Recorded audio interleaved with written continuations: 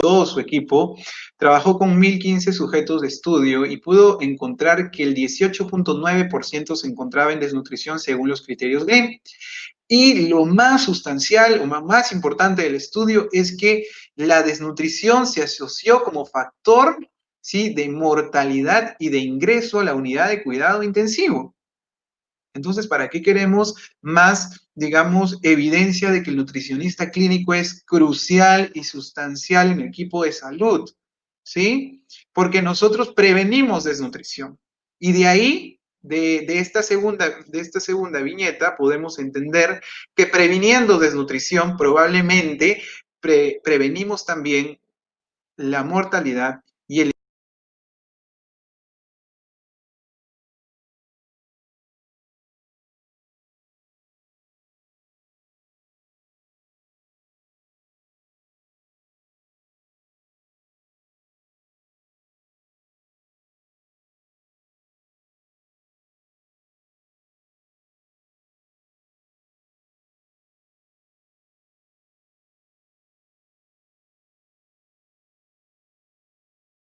ingreso a la unidad de cuidado intensivo, que ahora es un privilegio.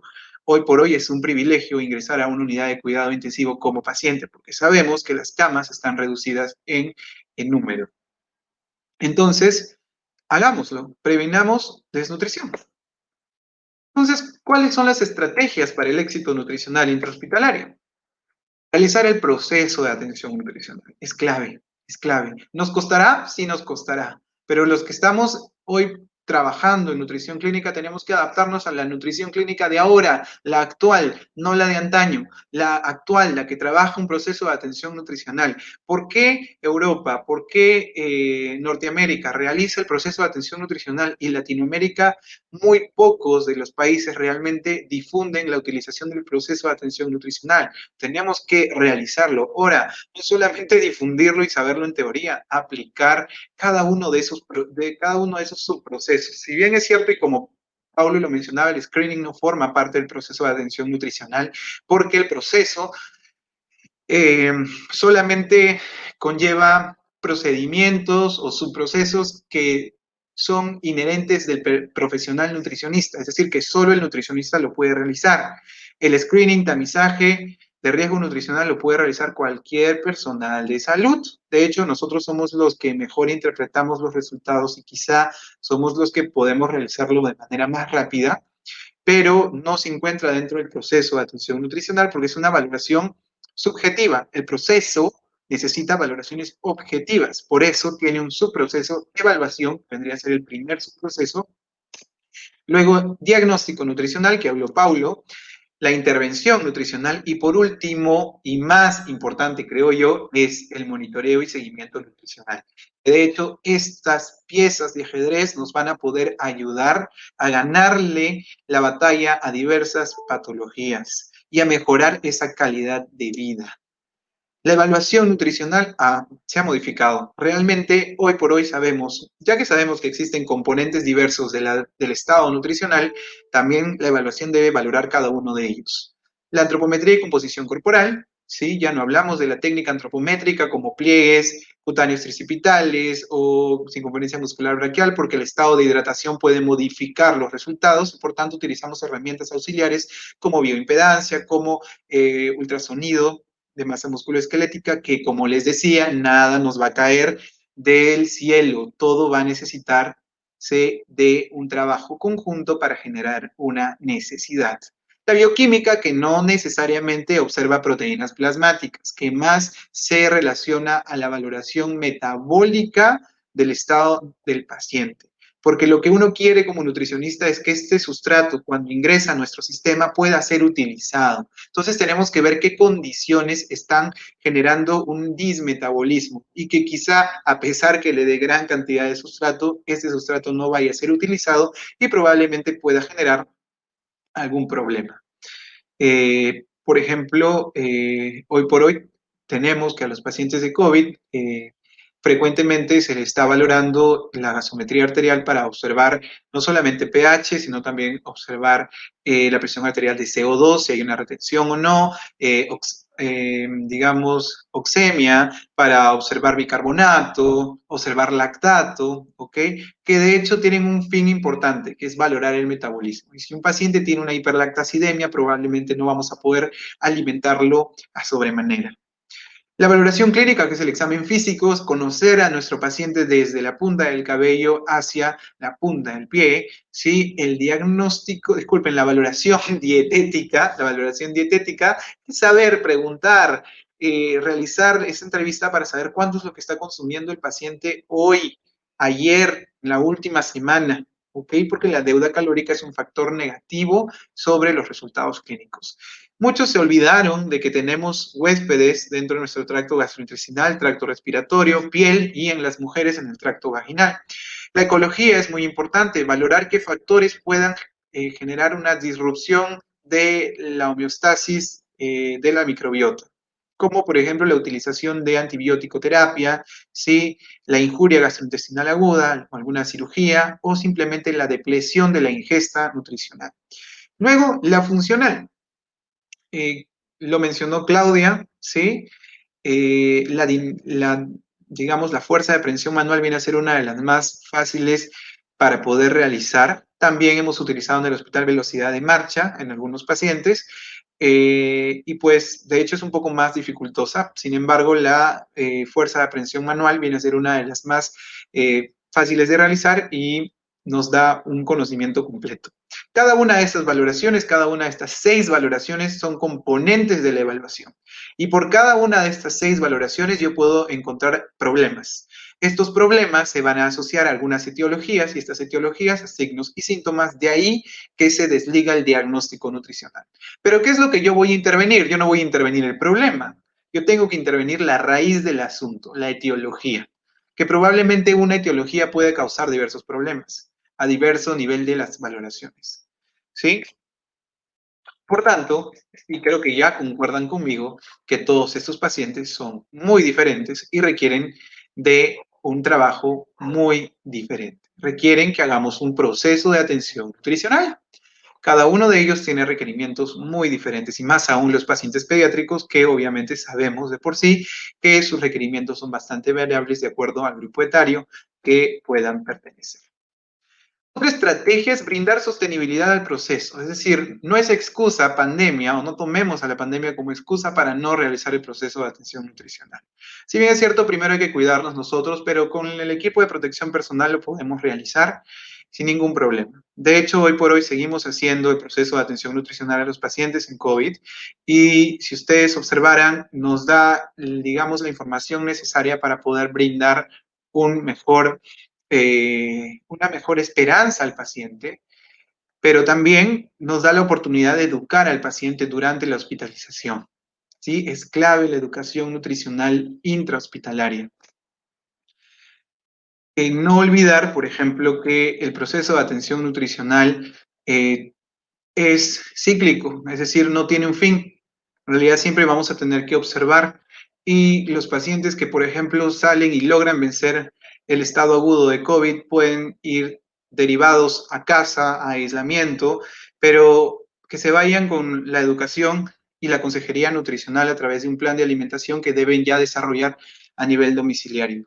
Muchas veces, y lo digo de manera particular, tenemos que hablar con los familiares por vía telefónica y explicarle cómo va a comer el paciente ya una vez que esté en casa, ¿sí? Explicarles y decirle que sí, se los podemos enviar el plan de alimentación vía electrónica y van a tener, pues obviamente, el beneficio de nosotros ya cerrar este ciclo o quizá de abrir otro ciclo, que es el ciclo de la rehabilitación nutricional.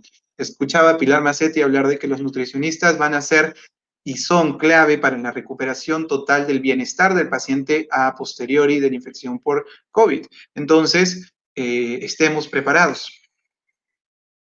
Y de hecho, muchos de nuestros pacientes, por ejemplo, nos permiten tener o brindar algunos mensajes de aliento hacia otros pacientes, ¿sí?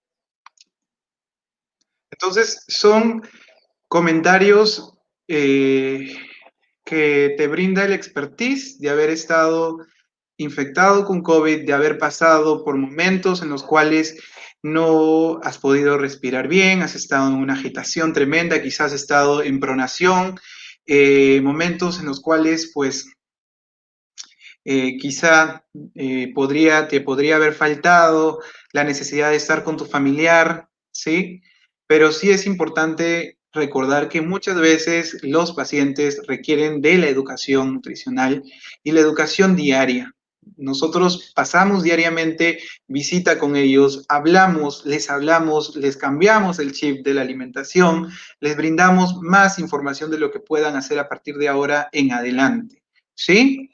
Otra estrategia, sí, muy importante es potenciar los servicios de nutrición.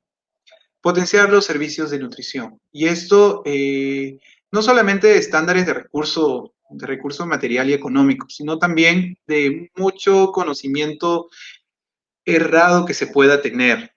¿Sí? Lo que yo, digamos, siempre menciono, siempre digo, es que debemos evitar utilizar regímenes alimentarios restrictivos, porque son la principal fuente de desnutrición intrahospitalaria. Digamos que nuestro papel en el ente hospitalario es tratar de maximizar el ingreso de sustratos metabólicos que vienen en los alimentos, ¿sí? A través de nuestra conciencia y nuestro conocimiento en la ciencia de la nutrición. Entonces, brindar regímenes restrictivos como regímenes renales o direccionados para tales pacientes que cambian tanto las dietas hiposódicas, por ejemplo, que cambian tanto las características organolépticas del producto final, reducen también la adherencia y la aceptación, la percepción también y la satisfacción del paciente. Por tanto, hay un estudio mexicano en el cual se menciona que mientras más restrictiva es el consumo, también es menor. Entonces, recuerden, nosotros debemos promover un régimen alimentario saludable. Bueno, siempre digo el acrónimo SASI, ¿sí? SASI, saludable, adecuado, ¿sí? Suficiente e inocuo.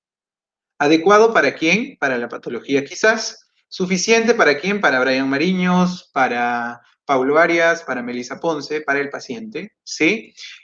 Saludable significa que esté dentro de los patrones de las leyes de la alimentación, ¿sí? Y inocuo, que obviamente no le produzca daño. Promover la conciencia y un tratamiento nutricional individualizado. Creo que es uno de los problemas más grandes que tenemos, puesto que nuestras dietas hospitalarias son estandarizados. Y no son estandarizados por la cantidad de sustrato metabólico que tenga o energía, sino digamos, estandarizados por patologías. Entonces, muchas veces, hace poco teníamos un conversatorio donde mencionaban, bueno, mi dieta hospitalaria, yo le hice un pesado directo y tiene 1200 calorías la dieta completa hiperproteica y solo 30 gramos de proteína. Entonces uno se lleva a pensar, wow, y si tienes un paciente que requiere 2200 calorías y alrededor de 80 gramos de proteína, realmente la alimentación hospitalaria no te va a ayudar y vas a tener que utilizar fórmulas enterales artificiales, que muchas veces el costo va a ser un poco mayor que lo que los mismos alimentos pueden tener. Entonces hay que observar y hay que analizar, digamos, nuestra nutrieconomía, ¿sí? A nivel hospitalario. Y tener un uso juicioso del soporte nutricional, brindar soporte nutricional cuando realmente requiere el paciente. Hoy por hoy nosotros hacemos el peso, bueno, tomamos las características antropométricas del paciente, en mi caso tomo la composición corporal del paciente y así puedo observar el requerimiento energético del mismo y obviamente suplementar a los que requieren y a los que no requieren. Tenerlo muy en cuenta para ver si es que consumen la totalidad del plan de alimentación. Porque, por ejemplo, mi plan de alimentación hospitalario puede tener 1800 calorías, hablando de un régimen completo o normal, y 60 gramos de proteína, pero mi paciente solo consume la mitad, entonces no consume 1800, consume 900 en promedio, ¿no? De manera teórica o cuantitativa. y su requerimiento es 2.000 calorías, 900 y 2.000, si tú haces un porcentaje de suficiencia o observas la deuda calórica, de hecho, que sí va a necesitar de una suplementación. Y eso es lo que sucede realmente hoy por hoy en las salas COVID. A veces tenemos que modificar la textura de la alimentación porque el paciente tiene agitación y, o disnea moderada severa. Entonces, esto puede, digamos, reducir la probabilidad de ingesta del paciente. Entonces, al modificar, y nosotros tenemos, digamos, la idea de que al modificar la textura también podemos sacrificar algunos nutrientes, como por ejemplo las proteínas o los carbohidratos en algún punto, dependiendo también del requerimiento del paciente. Entonces, tenemos que ya echar mano a la nutrición enteral o a los suplementos nutricionales artificiales orales. Pero saber que, por ejemplo, para ellos está recomendada una fórmula polimérica estándar y manipular la dilución sería una de las cuestiones más importantes. ¿Por qué yo hago o por qué hacemos bioimpedancia con este tipo de pacientes COVID? Porque muchos de ellos, sorprendentemente, pueden tener fases de sobrehidratación. Y la sobrehidratación va a tener que ser manejada de manera médica y nutricional. Por tanto, nosotros podemos saber cuánto de agua o fluido podemos brindarle al paciente, pero también en la fórmula enteral saber cuánta dilución vamos a trabajarlo, si es al 30%, si lo podemos trabajar al 28 23%, y esto va a ser de manera individualizada. Ojo, hablando de poliméricas estándar, pero si tenemos la oportunidad de trabajar con especializadas, no por un tema de que esté direccionada a la patología, sino por la densidad calórica que viene de 1.5 o 1.8 kilocalorías por mililitro, pues podría ser también una de las ventajas, pero todo va a depender de mi recurso intrahospitalario, digamos, o institucional propio, ¿no? De cada hospital. Seguimiento y monitoreo nutricional es clave. Pueden observar en las gráficas que los pacientes tienden a reducir peso, pero también pierden masa musculoesquelética, ¿sí? Entonces, y esto se define o, digamos, se transmite o se refleja en una reducción del ángulo de fase si hablamos de bioimpedancia. Y esto sabemos que el ángulo de fase se relaciona con el empeoramiento de la patología y probablemente una relación más estrecha con la mortalidad. Entonces, claramente cuando el paciente llega a su requerimiento energético proteico, tú puedes observar mejores parámetros brutos de bioimpedancia como mejor resistencia, mejor reactancia, y esto me lleva a pensar de que hay una célula mejor estructurada, una membrana celular mucho más sólida que puede obviamente hacerle frente al cuadro actual. El trabajo en equipo es clave, y no solamente hablando de intrasujeto, es decir, dentro de nuestros servicios de nutrición. Tenemos que ser hermanos y equipo en realidad. Un equipo es diferente de un grupo porque un equipo realmente se preocupa por llegar al objetivo. Y es lo que nosotros tenemos que trabajar desde los cimientos de la nutrición. Sabemos que la nutrición es una ciencia nueva relativamente, y más aún la clínica, pero por eso creo yo que debemos todos juntarnos y poder, de hecho, fomentar que la nutrición clínica sea parte importante, porque realmente lo es. Sea, creo yo, la parte más importante que puede coadyuvar al tratamiento médico, ¿sí? Para mejores resultados clínicos. Con eso quiero agradecerles, ¿sí? Gracias por el tiempo de escucha, gracias a la Asociación Nacional de Nutricionistas Clínicos del Perú, ¿sí? A Nutric, y gracias al Centro Peruano de Capacitación e Investigación en Ciencias de la Nutrición, CPNUT, por ayudarme a llegar hacia ustedes frente a esta transmisión en vivo. Voy a observar si es que hay algunas preguntas, lo pueden colocar en las redes sociales, ¿sí?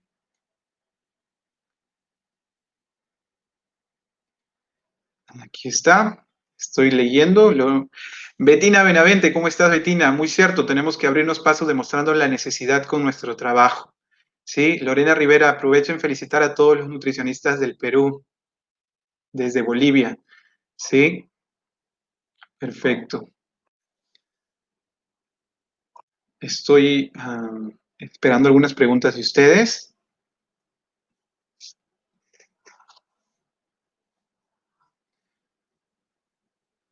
Ah, ok. Una pregunta respecto al tamizaje nutricional en pacientes con COVID, ¿sí? Mira, en realidad lo que nosotros realizamos, particularmente al ingreso del paciente, es utilizar la NRS 2002. Si, si, re- si nosotros nos ponemos a pensar o revisamos el documento, tiene dos partes, si es cierto. Una de ellas es un tamizaje preliminar, que son solo 4 preguntas, y yo respondiendo, ahora para que vean 4. Respondiendo una de estas 4 como sí, ¿ok? Yo realmente podría pasar a la siguiente fase. Sin embargo, si es que ninguna de estas 4 preguntas responde así, yo asumo que es un paciente que no tiene un riesgo de desnutrición. Supongamos que el paciente pasa a la segunda parte. La segunda parte, yo como nutricionista me fijaría más en la ingesta. En la segunda parte hay digamos, una cápite donde te menciona si el paciente cubre del 0 al 25% de su requerimiento, del 25 al 50, del 50 al 60, me parece, y de ahí en adelante, o 50 al 70 y en adelante. De acuerdo a eso, uno da un score. Normalmente los pacientes que tienen NPO consumen la mitad de un régimen alimentario como líquido amplio, líquido restringido, etcétera, que son como llegan a veces de emergencia, a veces, ¿no? Pues realmente están consumiendo el 0 al 25% de su requerimiento y ya tendrías que tiene un puntaje de 3 hasta ahí. Y luego agregarle un score por la patología. De hecho, la infección por COVID se cataloga como una neumonía severa. Entonces se le da un puntaje de 2, 3 más 2, 5, y tendría que agregarle una bonificación de 1 punto si es que fuese mayor de 70 años. Entonces, pero ya tú sabes que el punto de corte para decir o para yo poder catalogar riesgo de desnutrición es que tenga mayor de 3. Entonces, ya sabiendo que el paciente solo consume del 0 al 25%, ya le daría 3, y con eso, Sufi, ya sé que el paciente está en riesgo nutricional y tendría que abrir el proceso de atención nutricional. A ver, hay otra pregunta. Hola, Edison, ¿cómo estás? Hola, hola Brian, ¿qué tal? Buenas tardes, feliz día. ¿Qué tal? ¿Cómo te va? Feliz día, feliz día. Qué bueno tener al secretario científico. A ver, Montserrat de la Cruz, ¿cómo estás, Montserrat? Muchas felicidades a todos los peruanos. Excelente ponencia, muchas gracias. Aida menciona, respecto a la valoración objetiva, ¿cuál recomienda usted en pacientes COVID? En realidad, la valoración objetiva conlleva todas esas valoraciones. En realidad, hablamos de una evaluación objetiva y eso se subdivide en valoraciones de la A a la F. La evaluación o valoración ecológica, diremos, porque una evaluación está o comprende varias valoraciones, ¿sí? Una evaluación comprende varias valoraciones. La valoración ecológica, digamos, que toma en cuenta, digamos, factores que pueden generar prodisbiosis. Muchos digamos, podrían confundir en evaluar realmente objetivamente nuestra microbiota intestinal, lo cual en la clínica es utópico, ¿sí o no, Edison? Es utópico porque no podemos realizar, digamos, una toma de muestra adecuada y llevarla a un laboratorio de metabolómica o de multiómica para saber cómo es el metabolismo y el estado de nuestro microbiota. Solamente valoramos qué situaciones pueden generar prodisbiosis o alteración de nuestra microbiota intestinal, por ejemplo, como lo mencioné, la depresión de la ingesta, ¿sí? La reducción de la ingesta, la utilización de antibioticoterapia, que normalmente al cuarto día un antibiótico como ceftriaxona puede generar disbiosis, ¿sí? Y diversos otros factores que podemos ir hablando luego cuando mencionemos el proceso de atención nutricional, que de hecho Anutric realiza capacitaciones sobre cómo hacer adecuadamente el proceso de atención nutricional, y ya hemos tenido experiencia en Cusco, ¿verdad, Edison? ¿Qué tal Brian? Así es. En Cusco hemos tenido ya hace casi una semana una experiencia exitosa con los colegas del Consejo Regional 8 del Cusco que, bueno, decidieron contar con nosotros para justamente poder fortalecer esas capacidades referidas al cómo se tiene que realizar un proceso de atención nutricional, que para muchos fue algo novedoso, pero justamente forma parte de estos cambios y de la modernización en cuanto a nuestra profesión. Ahí tenemos otras preguntas. Si las pueden poner en pantalla sería chévere, pero igual ahí les leo al costado. Dice Reina Herrera. Hola Reina, buenas noches. Mi pregunta es respecto al monitoreo. ¿Cada cuánto tiempo debo realizar? Gracias por la ponencia. Gracias a ti también. Bueno, el monitoreo es todo un plan. En realidad tiene toda una estructura, donde hay objetivos, donde hay indicadores. Como les mencionaba, el proceso es lo más objetivo posible. Por tanto, yo me tengo que primero trazar indicadores y de acuerdo a estos indicadores que se van a relacionar al problema nutricional, yo tengo que también plantear el tiempo en el cual voy a poder cubrir ese indicador. Por ejemplo, si mi paciente tiene una pérdida de peso, ¿sí? Probablemente este sea el problema, ¿sí? Y mi indicador sería, por ejemplo, ganancia de peso hacia el peso saludable o peso ideal. Entonces, yo conscientemente, con mi expertise, yo puedo colocar, bueno, esto lo ganaré en 2 meses, en 1 mes, en quizá mes y medio, pero ese tiempo, ese intervalo de tiempo, tú te lo planteas como parte propia. Por eso es que el proceso nutricional le da un revuelco al nutricionista y le da, digamos, la facultad de utilizar las ciencias básicas, el expertise práctico clínico para poder dar una mejor atención nutricional. Tenemos otra pregunta. ¿Cuál sería el requerimiento energético de un paciente COVID-19? Bueno, creo que es parte de otra disertación, pero avanzamos un poquito, Edison, ¿qué te parece? Claro. ¿Estamos con tiempo? Creo que sí, vamos a consultar. Creo que ya está Okay, conectado. Componente. ok. Bueno, algo chiquito, algo chiquito. Todo en COVID es nuevo. Nutrición en COVID es nuevo. El que se, digamos, se vanaglorie como experto en pacientes COVID de nutrición, realmente probablemente vaya a ser una persona que no tiene ni idea de lo que realmente está hablando. Porque el requerimiento energético es muy variable en ellos, pero sí yo siempre recomiendo primero observar bien el AGA.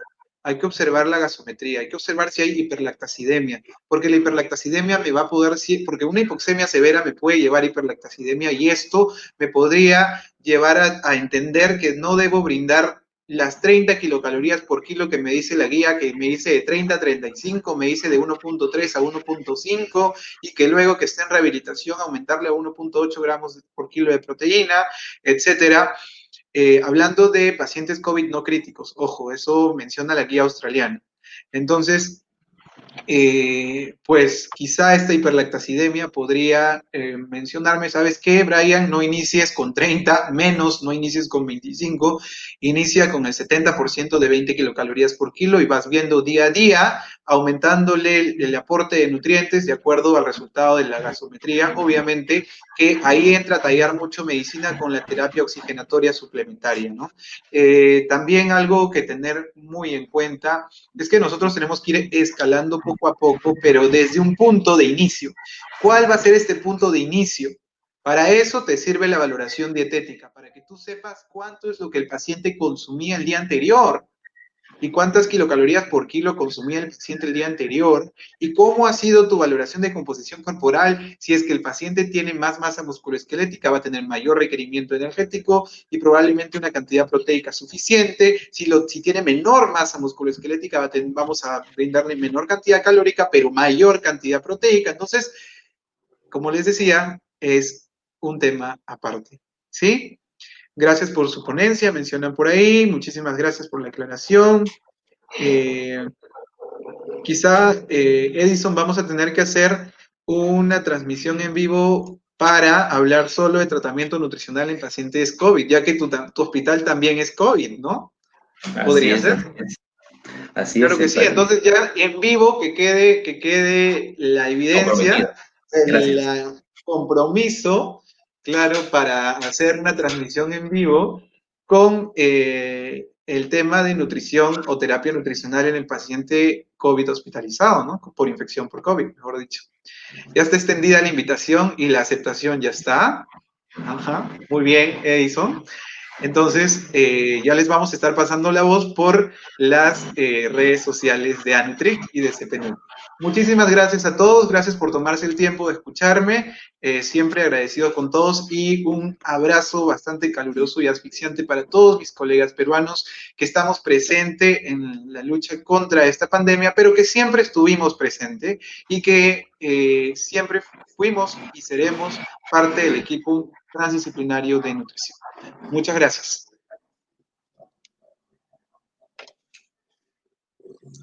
Bueno, perfecto. Muchas gracias, licenciado Brian. Me presento de nuevo. Soy el licenciado Edinson Arévalo. Soy igual nutricionista clínico y soy secretario científico de la Asociación de Nutricionistas Clínicos del Perú. Y bueno, para comenzar me gustaría extender un afectuoso saludo a todos los colegas por el Día del Nutricionista Peruano. Estoy bastante contento por justamente poder formar parte de este equipo y también poder brindar esta jornada que ha iniciado ya desde el mediodía y bueno, aún vamos a continuar con unas 3 ponencias más. Pero bueno, rescatar lo que mencionó el licenciado Brian respecto a la importancia que nosotros tenemos como profesionales de la salud dentro de un equipo, que siempre lo hemos sido. El tema está en siempre en el que tenemos que hacer cosas nuevas, el que tenemos que innovar y el que tenemos que actualizarnos en cada momento para nosotros estar a la altura justamente de estos cambios, como lo es ahora la pandemia del COVID. Y bueno, ya aceptando la gentil invitación, sí, efectivamente, yo trabajo en un hospital que es netamente atención al paciente COVID, es el Hospital de Emergencias de Villa El Salvador, que desde el mes de mayo, justamente después que inició la pandemia, se ha convertido en un hospital netamente COVID. Así que la experiencia que hemos estado recogiendo es bastante fructífera. Igual también ha costado bastante esfuerzo poder volcar y transformar el proceso de atención nutricional que ya veníamos planteando en un contexto, digamos, normal, a un contexto de COVID. Pero bueno, eso ya va a ser motivo de, como mencionó, de otra conversación, de otra charla. Y bueno, estoy bastante contento porque ahora vamos a ir y presentar ya a nuestro siguiente ponente. Su nombre es el licenciado Johnny Espinosa Lázaro. Él es licenciado en bromatología y nutrición de la Universidad Nacional José Faustino Sánchez Carrión, que es la Universidad de Huacho, que es al norte del Perú para los que están conectados por el país. Él tiene un posgrado, ha sido compañero mío en la segunda especialidad de nutrición clínica con mención en nutrición oncológica, así que también es un especialista con amplia experiencia y también con una formación académica de renombre. Y actualmente él se está dedicando como nutricionista clínico en el Hospital 3 Víctor Lasarte Echegaray del Seguro Social de Salud en La Libertad. Así que tenemos una conexión desde Trujillo directamente para todos ustedes. El licenciado Johnny Espinosa, que nos va a tocar el tema sobre nutrición clínica en fibrosis quística. Licenciado Johnny, un gran saludo y un feliz día para ti. Y bueno, ya te dejo con los que están conectados para poder escucharte. Muy buenas noches, Edison. Muchas gracias por los saludos y también quiero felicitarte por nuestro día. Qué mejor que celebrar nuestro día haciendo lo que más nos gusta, ¿no? Hablando de nutrición. En primer lugar, quiero agradecer y extenderle el saludo hacia todos los nutricionistas por esta invitación y lo hagamos lo mejor para seguir celebrando nuestro día, ¿no? Día de hoy voy a comenzar a conversar y hablarles un poco de lo que es la nutrición en la fibrosis quística. A ver, voy a compartir pantalla un momento, por favor.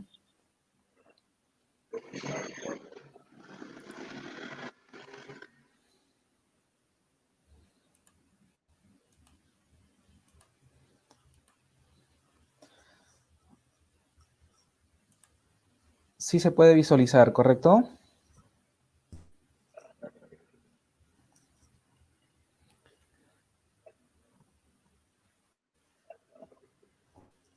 ¿Sí puede visualizarle mis diapositivas? Se ve. Muy bien, a ver. Muy buenas noches ante todo. Vamos a conocer un poco más lo que es la fibrosis quística, ¿no? Nosotros primero tenemos que entender bien lo que es la fibrosis quística para poder abordarla adecuadamente y darle el mejor terapia a nuestros pacientes. En primer lugar, ¿qué es lo que nosotros debemos de saber? Que es una enfermedad autosómica recesiva, se da una disfunción básicamente en el gen que codifica la proteína CFTR, que es el regulador de la conductancia de transmembrana de la fibrosis quística. Básicamente, la función de transportar o formar o ser un canal de cloro que va a ser regulado por, en este caso, según sus componentes, la cual se va a encontrar primordialmente las membranas de las células. La mutación más frecuente que vamos a encontrar es la delta 508, que corresponde casi a más del 50% de los casos. Como otras generalidades, podemos decir que hay más de 2.000 mutaciones diferentes, más de 100 están confirmadas como causantes de enfermedades. Actualmente se estima que cada uno de cada 2.500 a 4.000 personas pueden sufrir de fibrosis quística en el mundo, teniendo una prevalencia de más de 100.000 a nivel mundial. Anteriormente se veía que la esperanza de vida de estos pacientes era muy reducida. Actualmente estamos con una esperanza de vida de 50 años aproximadamente, en la cual es una esperanza de vida que ha ido creciendo y se espera que de aquí en unos 30, 40, hasta unos 50 años más se pueda extender desde unos 10 a 15 años más, con los avances que se van teniendo de los diversos tipos de investigaciones y estudios relacionados a la fibrosis quística. Nosotros, para hablar dentro de la clasificación de la fibrosis quística, vamos a ver que hay 6 tipos de clases en las mutaciones, 6 grupos que podemos tenerlas. En primer lugar, vamos a tener, esta por ejemplo, es en condiciones normales. Vamos a ver que se va a sintetizar adecuadamente esta proteína, se va a replicar, y va a ir a su sitio de acción y va a funcionar de una manera normal. Pero ¿qué sucede cuando ocurre mutaciones en este tipo de gen? En primer lugar, si pertenece a la clase de 1, no se va a sintetizar este tipo de proteína. Significa de que a este nivel, nada más, en el nivel de la síntesis, va a estar todas aquellas enfermedades dentro del primer grupo de la clase de mutación tipo 1. Dentro del tipo 2, vamos a ver que sí va a haber una síntesis. Sin embargo, va a haber un defecto en el plegamiento, por lo cual no va a poder terminar su función normal. En los del tercer grupo vamos a encontrar que va a haber un defecto en la apertura del canal. Vamos a ver que sí se va a sintetizar esta proteína, va a ir hacia su sitio de acción. Sin embargo, a nivel del epitelio, este canal no se va a aperturar, por lo tanto, no va a poder funcionar de una manera adecuada. Los del cuarto grupo vamos a poder distinguir. ¿Por qué? Porque va a haber una reducción en el paso. Si bien es cierto, sí se va a codificar, sí se va a procesar, va a haber un desplegamiento adecuado, va a ir a su sitio de acción. Sin embargo, este pasaje va a estar regulado. ¿Por qué? Porque ahí va a haber una disminución en esa conducción. Los de la clase número 5, si bien es cierto, todo funciona de una manera adecuada, simplemente este grupo se va a caracterizar porque va a ser una síntesis reducida. Significa que no se va a codificar o no se va a replicar en unas cantidades suficientes y adecuadas. Y los de la clase 6, el tiempo de vida media de cada una de estas proteínas va a ser menor. Básicamente, esos son los tipos de las clasificaciones de las mutaciones que podemos encontrar. Básicamente, las que están dentro de la clase 1 y 2 se van a caracterizar o van a estar más contempladas los que nos van a producir una insuficiencia pancreática. Esta fibrosis quística, este gen, mejor dicho, esta proteína CFTR, se va a expresar en muchos órganos, ¿no? Por eso es que las complicaciones que se van a dar van a verse afectados muchos de ellos. Puede ser a nivel del páncreas, del corazón, del intestino, los pulmones. Va a estar expresada en una diversidad de órganos. Vamos a conocer un poquito más cómo es el funcionamiento normal de esta proteína. Esta proteína está conformada por 5 dominios. En la membrana podemos encontrar 2 dominios, que son el MSD1 y el MSD2. Estos van a llamarse dos dominios de transmembrana.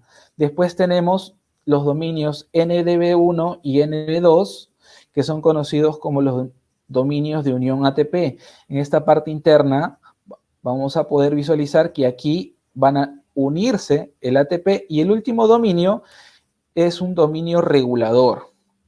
Regulador que va a tener, o por qué se va a caracterizar, primordialmente porque va a tener en esta zona varios puntos de fosforilación.